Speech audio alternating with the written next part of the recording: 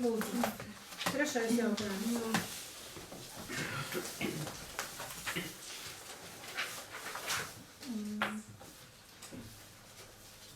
Mums tika atsūtīta varam vēstule par finanšu pakalpojumu pieejamības veicināšanas pasākumiem pašvaldībās. To pasākuma būtība būtu tāda, ka ja priekšlikums ievies šādus pasākumus naudas izmaksa no Aglonas novada pagastu pārvalžu kasēm. Un otrs pakalpojums norēķini ar naudas norēķinu kartēm. Tātad bezskaitas naudas norēķina pagastu pārvalžu kasēs.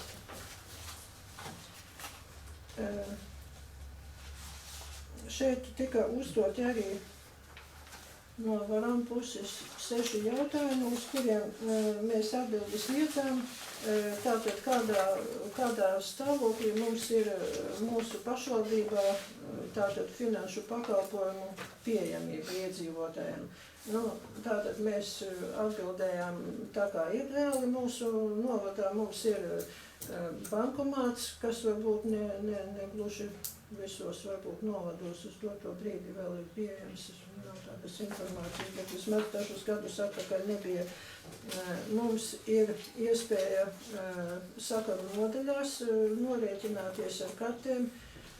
Pensijas tiek izmaksātas tā, kā vēlas pensionāri, vai nu viņiem tiek ieskaitīts kartēs vai izmaksāts skaidrā naudā, vai arī ar piegādi mājās. Es interesējos sakaru nodaļās. Tātad ir trīs tie piegādes veidi.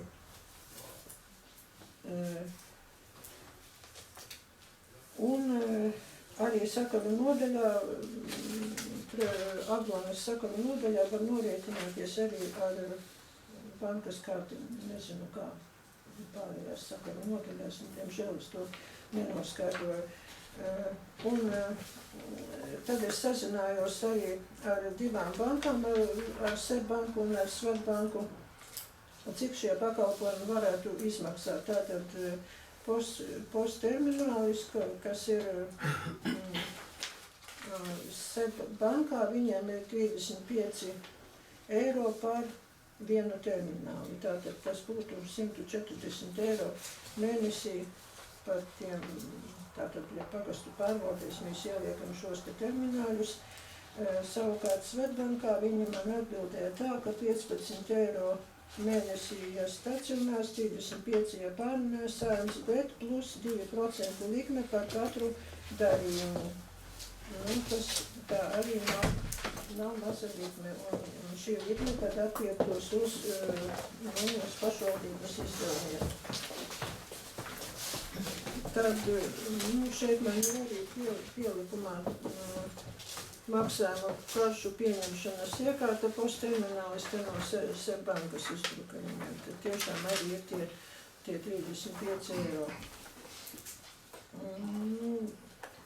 Tad vēl es interesējos arī bankā, vai kāds no mūsu, teiksim, bijušā rajona pēļu, vai kāds ir ieviesis šos te pakalpojumus.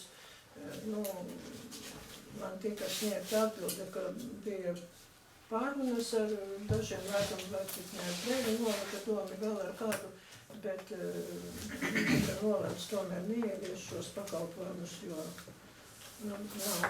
nav racionāli pat lielajās pašvaldībās. Jo, ja par mums runājot, tad var gadīties tā, ka varbūt atnāk 1 vai 2 cilvēki vai neviens, bet to apkalpošanas maksu mēs maksāsim tik un tā. Šāda informācija. Jā. Ir jautājumi deputātiem? Nav jautājumu? Lūdzu. Kad izstrādājam rīcības plānu attīstībai Aglonas novada, jūs perfekti zinājāt, ka tur ir tāds punkts, ieviest tādu sistēmu. Atbildīgs bija izpildu direktors un jūs.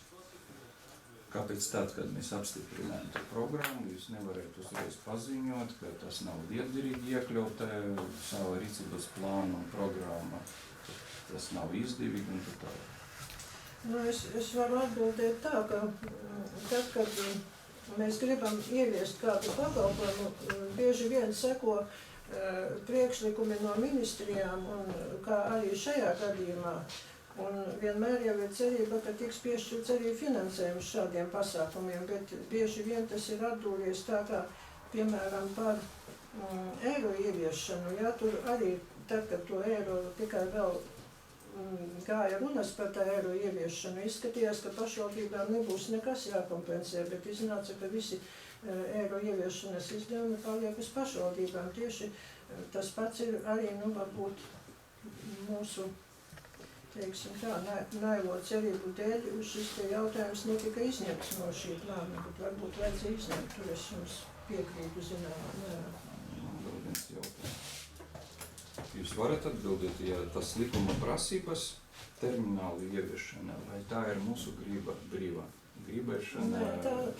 Tā likuma nav noteikts, ka obligāti jābūt. Nē, es pašlaik to tā arī varam to tā netraktē. Viņi to traktē tā, ka viena pašvaldība, aizmirsu, kāda pašvaldība, es varu apskatīties, ir ieviesusi viena pašvaldība, cik es saprotu, un viņi domā, ka varbūt kādam vēl gribētos ieviest tādu pakalpojumu, tāpēc viņi šo te priekšlikumu ir izvirzījuši.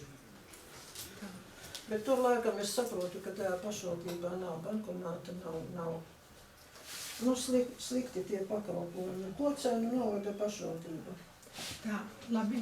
Vēl kādi jautājumi? Varam balsot? Kas par šo lēmumu projektu? Lūdzu, balsojam par, pret, atturas Krināns.